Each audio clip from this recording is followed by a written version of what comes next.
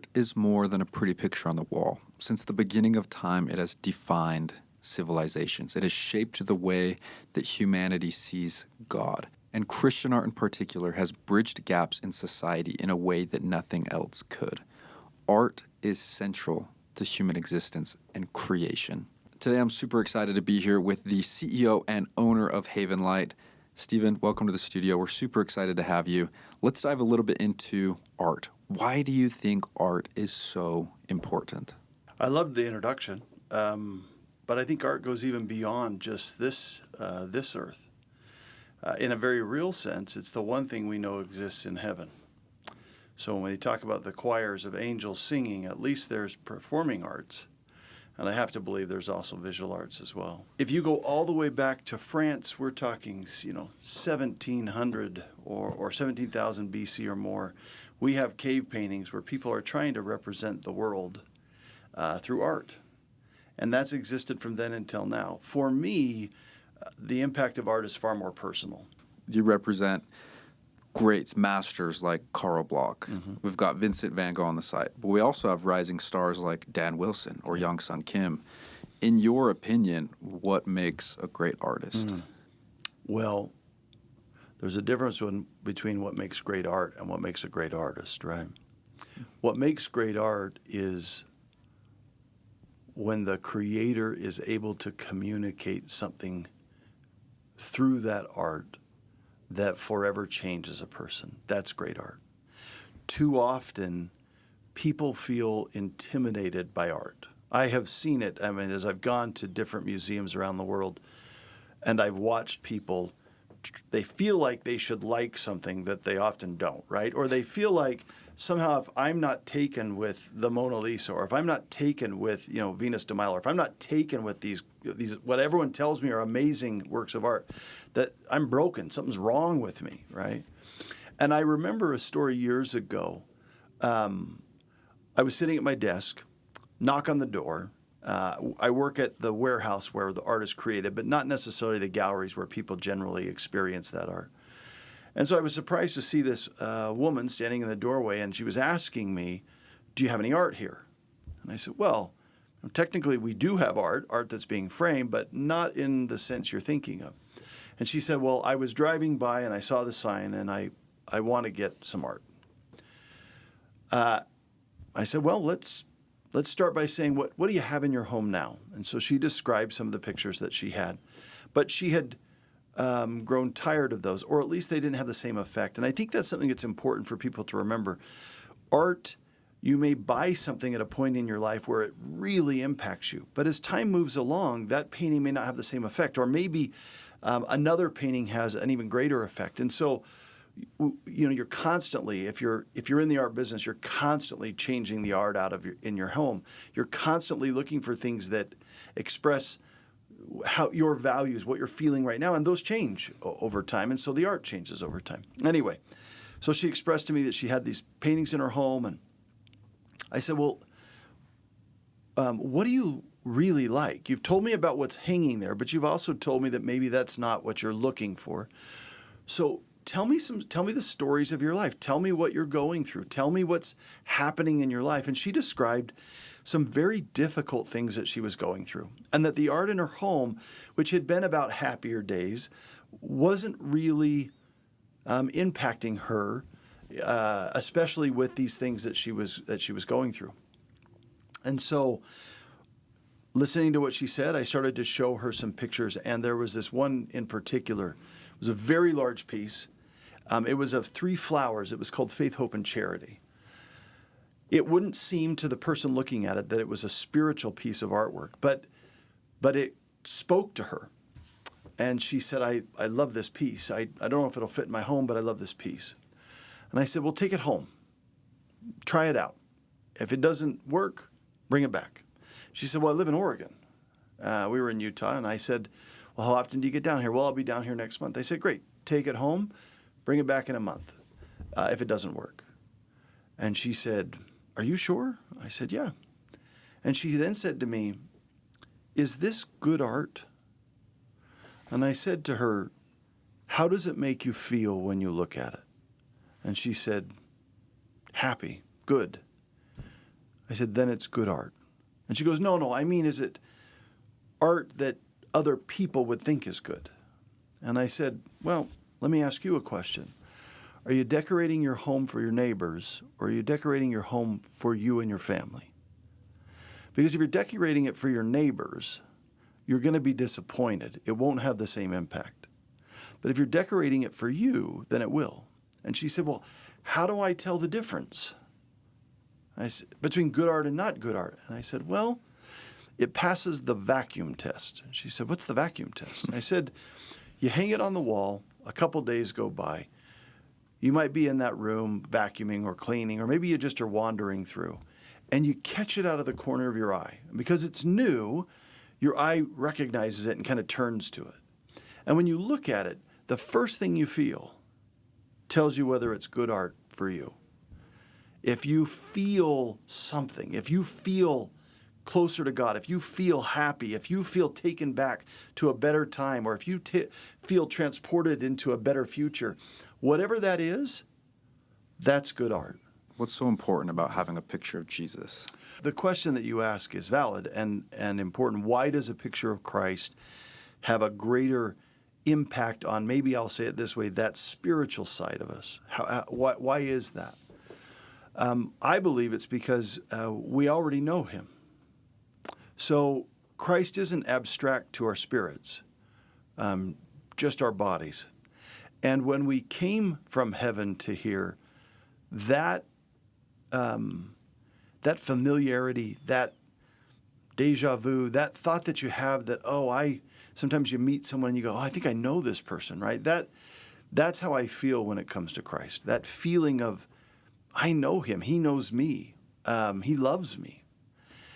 That sometimes comes through when you look at just the right picture, not because the picture may look like him, but because it puts our minds in tune with and in line with those thoughts that turn to him. And when that happens, then we're reminded that, oh my gosh, like I said, I'm meant for greater things. It also helps us to make choices that we wouldn't otherwise make. It's easy to become focused on ourselves. It's easy to become distracted by so many things that fall in front of us today. I look at my kids and how they navigate a world with screens, which is so much harder than it was when I was growing up. And yet, those very things that make it difficult also can carry that image of Christ into their minds, into their hearts, into their lives, and make a change. It's not that the screen itself is innately bad. It's that what we allow to come in. Are we using it to invite more light, or are we using it to invite more darkness into our lives?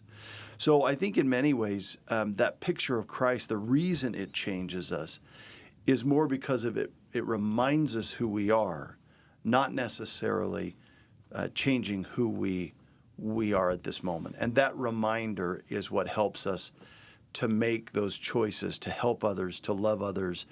The best parts of us come out when we have that reminder.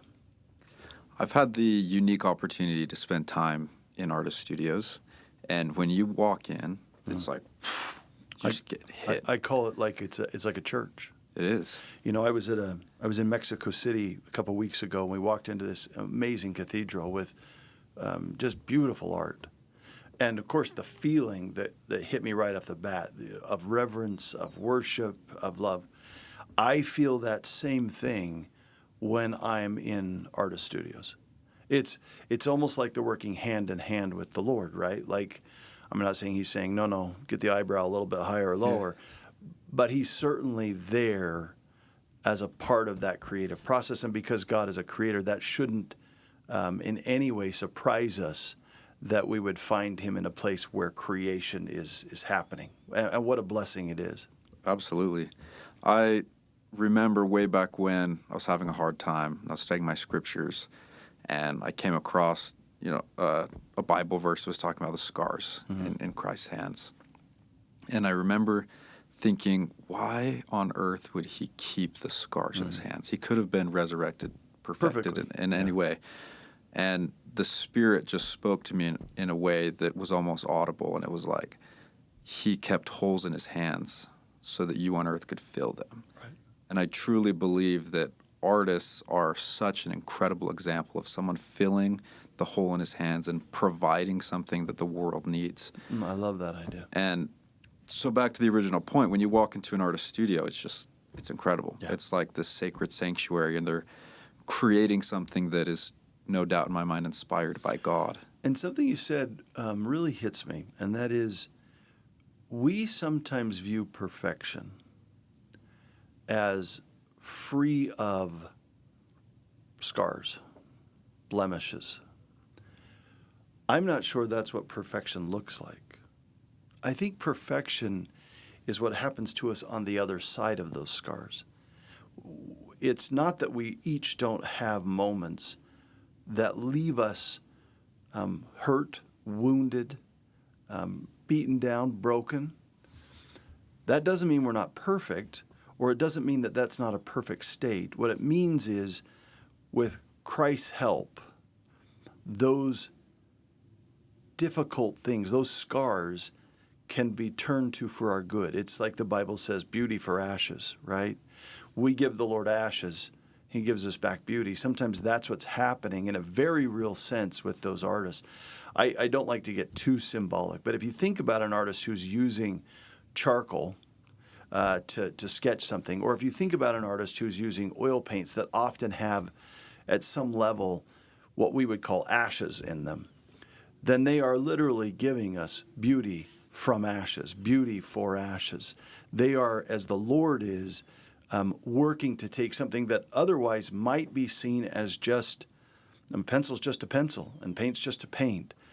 But when it's put together in a way collaboratively and creatively by an artist, and as you said, that feeling that the Lord is in that creative process, then He returns us beauty for ashes in a literal sense as well as in a spiritual sense. That is incredibly profound. I love that. With Havenlight and its mission, it's so much more than just an art company. We don't just sell pictures because, wow, that's pretty. There's a much higher depth to it. So what do you feel like is the overall mission of Havenlight? What are you trying to accomplish here? Well, clearly we are committed. Our mission, our goal is to invite more light into people's homes, into people's hearts, into their families, into the world. Certainly that's where it began for me. So a little of my background. I first came into contact with Havenlight when I was 17 years old. My parents were in the middle of a divorce. My mother was looking for a job. She was an artist, but that didn't pay the bills. Starving artist is more than just a metaphor. It's a reality if you're an artist. And so she had taken a job at a little gallery. At the time, it was called Repartee Gallery. We would later change the name because no one knew how to say it. They would always say Repartee, which I think I was guilty of that as much as anyone. So she took a job at this little shoebox kind of a gallery. It's really a frame shop more than a gallery in Orem, Utah. And she'd been doing that for the better part of a year or two just to make ends meet.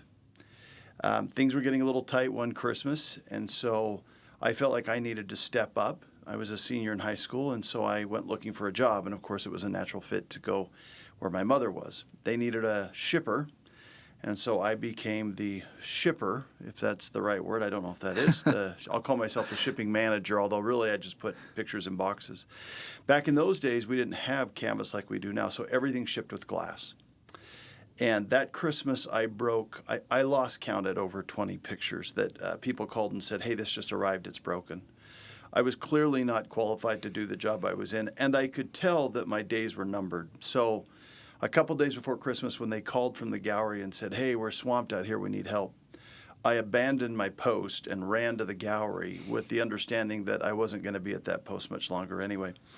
I loved selling art. It wasn't just that it was exciting and everything was different and new every time, and you could see the emotion that people had with it, but it genuinely touched me. Even as a high schooler, it genuinely touched me. And I was good at it. So my grandmother, who owned the business at the time, she had been trying to catch up to me. And I kept dodging her, knowing why she wanted to meet with me. She finally caught up to me a little after Christmas. and she said, I have good news and bad news. You're fired as the shipper, which if she hadn't, I would have fired myself. But she said, we're hiring you to work in the gallery. And that began what has now been 30 years of my life in and around the art business and in the art business. I went to college. I went to business school. I was ready to set out and make my fortune. I worked full-time while I was at college, and then I left. I went to tech in 1998 and started working in project management, high tech. We were building systems for banks and governments, insurance companies, things like that. And it was a wild ride. This is right before the bubble burst in 2000. The company I worked for went public. Everybody at the table were 20 years old and millionaires. And, of course, none of us sold our stock, so that came and went without any real lasting benefit. But we all thought we were a lot smarter than we were, and I couldn't at that time see any reason I needed art in my life. I was focused on grabbing that brass ring, so to speak. And so I spent the next decade, or maybe it was a little bit less, in the high-tech space, in the high-tech business. The bubble burst in 2000. I became a vice president of sales over a large networking company. We were providing networks for Reuters and Dow Jones, S&P Comstock, and my star seemed to be rising, and I was certainly financially doing very, very well, but I was pretty miserable. I knew I wasn't doing what I should be doing as far as my relationship with God. I knew I wasn't where I needed to be. I remember one time during that period of time reading the prodigal son, and the scriptures the Bible used the term, he came to himself. And I thought, what an odd way of saying that. But I would understand it much more clearly a little while later, because what I recognized is there are times when we become so driven by our demons, we become so triggered by our traumas, that we're going in a path that is counter to our spirits. And our spirits are crying out, this isn't what we came here to do. I started to realize I'm not in the right place. I'm not in the right place emotionally. I'm not in the right place physically. I'm just not in the right place. Fast forward a couple years, I went on a sales call to Rome. I had never been there. Tammy, my wife, was going to join me at the end of the sales call. If you've been to the Accademia Galleria and you've seen the David, they've built this rotunda around it, this sort of 20-foot tall, domed rotunda that the David sits in. And you make the turn, and as you look, along the sides are the unfinished slaves. I think 4 of the 6 or 6 of the 8 unfinished slaves. They are Michelangelo's sculptures that are half done. He and Pope Leo didn't see eye to eye, and so he sort of finished the job halfway, pay me the rest and I'll finish the rest. No, I won't. And so here they sit. And what a treasure it is, what a blessing it is. Best thing to come out of that fight. Anyway, I saw those first, and so I was taken. It was like I'd stepped back into Michelangelo's studio, and there was something about seeing that arm coming out of the marble, or seeing the head, or seeing, whatever it was, that really kind of captured me and captured my imagination. And then as I was looking, I turned and I saw the David. It was, I would later say, it was as though it had fallen out of heaven. It was this reminder, like I said, that we were travelers here, that we were meant for much greater things. And I couldn't take my eyes off it. And the more I looked at it, the more I started to feel the Lord talking to me, trying to break through that shell I had built up. And I remember the words that came to my mind, because they weren't words I would have used at the time. And the words that came were as though a father was talking to a son. Steve, you can spend your life chasing money, or you can spend your life chasing beauty. And it used that word, beauty, but you cannot chase both. And then, sensing that I was finding myself in a place where I just won't make a decision. I don't want to have to give up all that I'm working for, right? The Spirit said to me, and a decision not to choose is a decision. And so as that happened, and this took place over about an hour, my poor wife, she would kind of come back to me and, look at me, and I'm still crying, and she would walk off and look at some more things and come back, and I'm still crying. I think in her mind she was sort of like, it's beautiful, but it's a big naked guy. I don't know why you're crying. And anyway, as we spoke over the next couple days, it became clear to me that I needed to make a choice. And the choice I made was to return to this family business and rededicate myself to something that had certainly been a part of my life as a child and now was going to be a part of my life as an adult, and that was art. So when you talk about what's the impact of art, art changed the course of my entire life. Had I stayed on the path I was on, had I stayed in high tech, and I've watched many of my friends that stayed on that path, far too many of them have made sacrifices that in the end have proven to be too great. Whether that was giving up family or giving up loved ones or divorce or whatever it was. And I'm certain as I look back now with a little older eyes that would have been the same for me. I would have at this point, certainly wouldn't be sitting in this room with you. I'm confident I would have stayed on that path, driven by those demons, and eventually given up everything that really mattered and everything that loved me for things that could never love me. We've had an incredible conversation. If you could leave one piece of advice to our audience, what would that be? It's maybe not art, but maybe it is a little bit. I used to think when I was a kid that prayer was for me, and it is. As I'm now a father and a grandfather, and my heart longs to talk to my children and my grandchildren, I realize that in some ways prayer, our Heavenly Father must be anxious to talk to us. He must be so longing to visit with us as His children.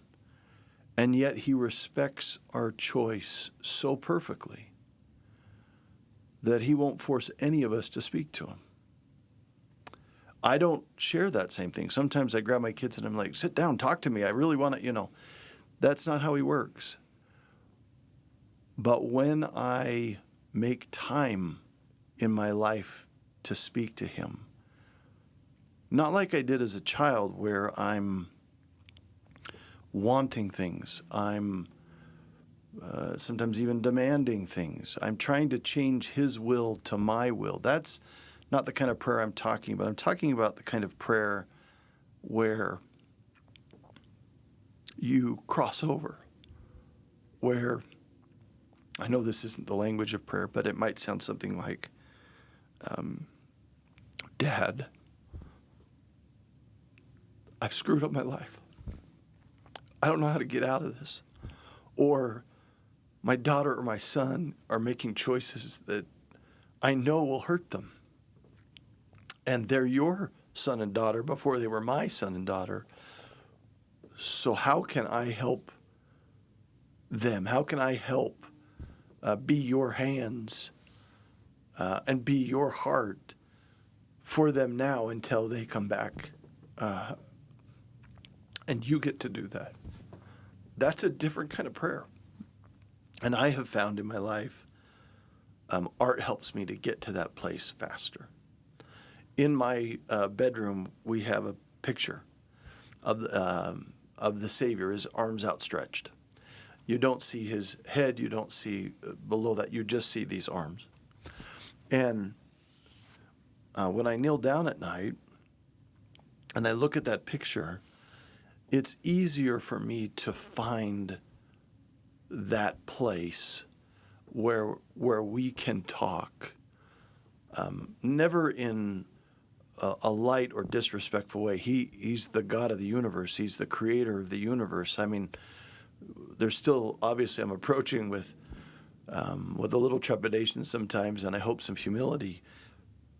but also he's my Father. So when I approach him, I try to remember that. And art helps me to remember that as amazing as he is, as powerful as he is, as perfect as he is, he also wants to talk to me. That in some very real way, when I connect with him and he connects with me, I'm better and I'm happier. And I think in some ways that he is too. I know he's perfect. I know he's perfectly happy. But I also know he's happy to hear from me as well.